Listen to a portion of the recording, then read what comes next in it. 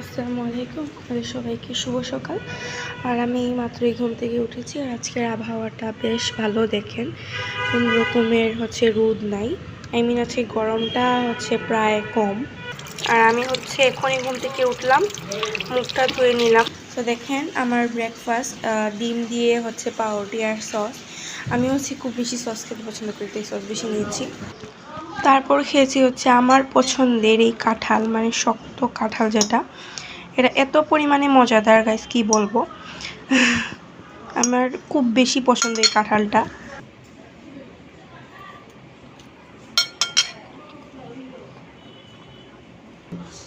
আর তারপর খাওয়া দাওয়া শেষ করে আমি পড়তে বসে গেছিলাম।